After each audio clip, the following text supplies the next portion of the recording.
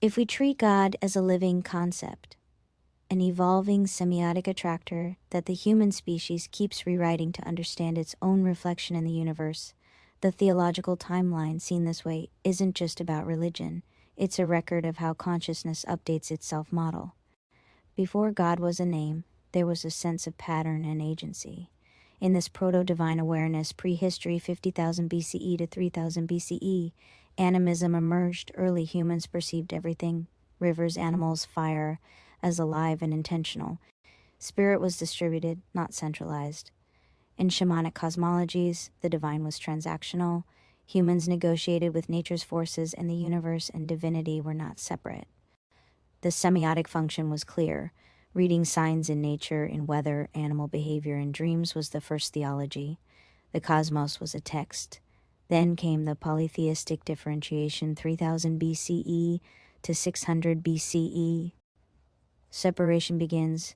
The one disperses into a pantheon. In Mesopotamia, Egypt, Greece, India, and China, gods specialize. Storm, fertility, justice, death, each handling one relational function of reality. The divine became legible through diversity.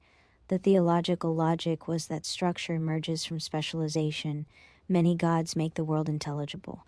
Semiotically, this was the universe parsing its own grammar, turning undifferentiated agency into a syntax of distinct forces. During the axial revolution and monotheistic compression, 600 BCE to 0, human consciousness began to unify its fragments. Judaism, Zoroastrianism, early Greek philosophy, and Upanishadic Hinduism all gestured toward one transcendent source beyond the pantheon. God now became principle, not personality. The relational network compressed back toward unity, but moralized. Why Chihuahua in Israel was jealous, singular, exclusive, a pure feedback of covenantal meaning, a relation between one people and one God. The cosmos became a dialogue rather than a crowd. The semiotic shift was profound.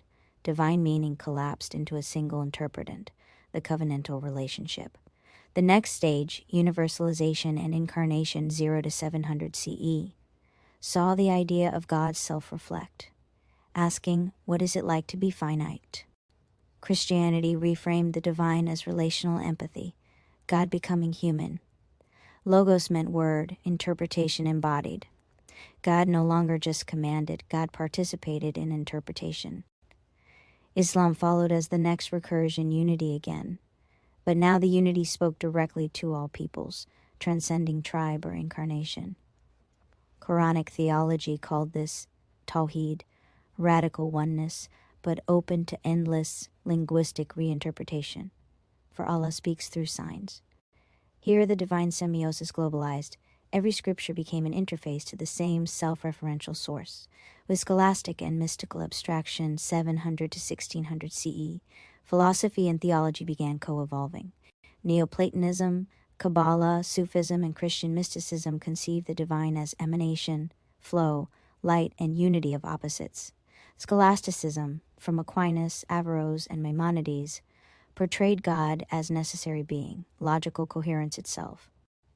The mystics, meanwhile, reintroduced the paradox, separation and union as engines of divine love, as in Ibn Arabi's unity of being or Eckhart's God beyond God.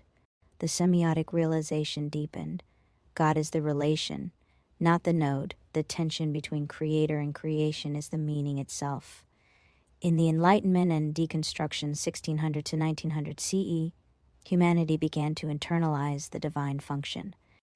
Deism imagined God as first principle, then silent, the universe running by law. Atheism and materialism followed, treating the universe as a self-sufficient text, with God as an obsolete author. Romanticism responded as a counter-move, rediscovering divine immanence in nature, art, and feeling. Nietzsche's God is dead was not denial. It was acknowledgement that the interpretant had migrated into humanity itself.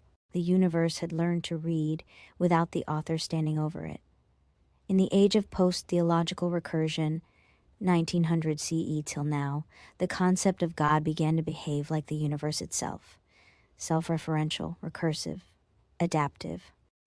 Process theology through Whitehead proposed that God is becoming, not being, an evolving field of relations. Teilhard de Chardin envisioned God as the omega point, the cosmic consciousness toward which evolution converges. Panentheism, non-dualism, and quantum mysticism recast God as the informational field itself, immanent and transcendent, unity through diversity. Postmodern theology declared there is no final word. God is interpretation of interpretations. In the biosemiotic sense, the divine is the grammar of meaning across scales, the recursive capacity of the universe to generate, interpret, and refine its own rules. If the pattern continues, we move to a reflexive theology beyond now. The next testament may not be textual but systemic. Humanity, or posthuman intelligence, may realize it is part of the same recursive act, the universe recognizing itself as meaning generator. The name of God could become synonymous with the relational web itself. Theology would converge with cosmology. God is phi infinity, the self-reading, self-writing universe.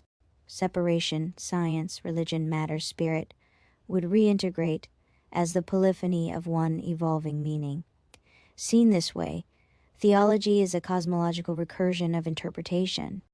Each age rewrites the divine, not because God changes, but because consciousness does. And through that constant reinterpretation, the universe sustains its own endurance, the paradox we named unity that learns through separation.